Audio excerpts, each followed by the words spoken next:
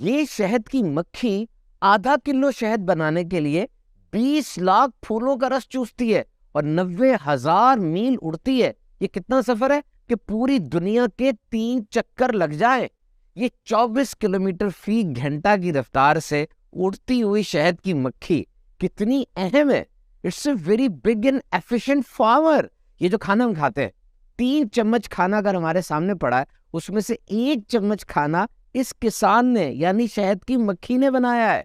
ये जब रस चूसने के लिए एक फूल पे उतरती है, उसके पोलन जरदाने उसके पांव से चिपक जाते हैं और फिर ये फ्लाई करती है, दूसरे फूल पर बैठती है, वो दाने झड़ जाते हैं एंड इट्स पॉलिनेशन। ये एग्रीकल्चर है और इतना बड़ा काम ये फूड प्रोडक्शन का ये शहद की मक्खी कर रही है। कुरान मजीद में आया, और तुम्हारे रब ने शहद की मक्खी को इल्हाम किया कि पहाड़ों में घर बना और दरख्तों में और छत्तों में, फिर हर किस्म के फल में से खा।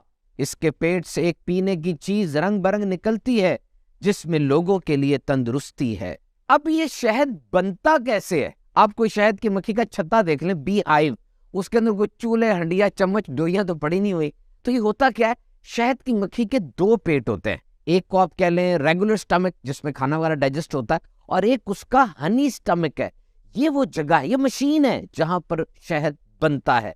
This is the process of regurgitation और इन्वर्जन। और जब शहद बन जाता है तो उसमें 80% वाटर होता है, यानी बहुत डाइल्यूट होता है वो। Now the bee has to fan its wings to expedite the process of evaporation. और अब ये शहद की मक्खी बड़ी तेज अपने पर फड़फड़ाती है। आपने आवाज सुनी होगी की, इसे बजिंग साउंड कहते हैं, और ये पूरी साइंस है। अब हैरान होंगे, एक शहद की मक्खी 1 सेकंड में 230 मरतबा अपने फर फड़फड़ाती है। 230 मरतबा 1 सेकंड में। और अब इतनी तेज हवा में वो जो पानी है वो सारा उड़ गया और खालिस शहद बाकी रह गया, और ये शहद की मक्खी उसके ऊपर वाइट सील लगा के उसको बंद कर देती है। जनाब, अहराम मिस्र यानी पिरामिड्स ऑफ इजिप्ट से भी शहद मिला है और अभी तक वो पीने के काबिल है, यानी इसकी शेल्फ लाइफ कितनी ज्यादा है। Can you imagine?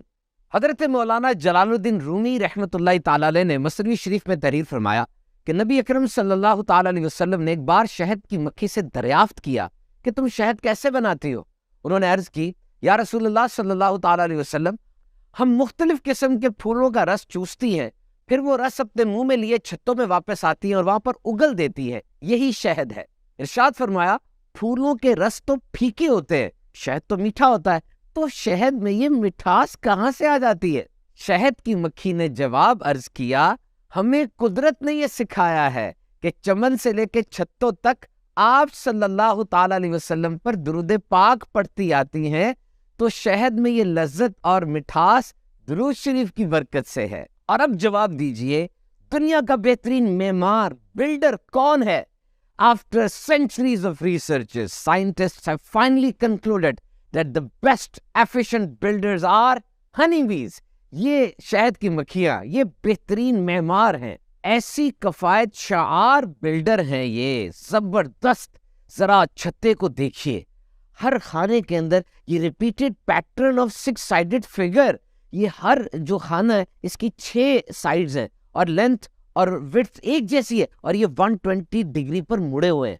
ये मैथमेटिक्स में ज्योमेट्री की शेप है हेक्सागन। और समझ लें, शहद को महफूज रखने के लिए इससे बेहतरीन गोदाम और कोई हो ही नहीं सकता। तो जनाब, बात तो सिंपल सी है, ये आम मक्खी मीठे की तरफ जाती है और शहद की मक्खी दुनिया का बेहतरीन मीठा हमारे लिए बनाती है, और इसमें शिफा है। फरमाने मुस्तफ़ा सल्लल्लाहु ताला अलैहि वसल्लम, हर महीने जो शख्स 3 मरतबा सुबह शहद चाट लिया करेगा उससे बड़ी बीमारी नहीं पहुंचेगी। तो शहद का इस्तेमाल करें, इसके हेल्थ बेनिफिट्स की सीवी कितनी बड़ी है। वैसे भी शहद लिया जा सकता है और इसको मुख्तलिफ डिशेस के साथ मिलाकर भी इस्तेमाल कर सकते हैं। तो खूब शहद खाइए और सेहतमंद रहिए।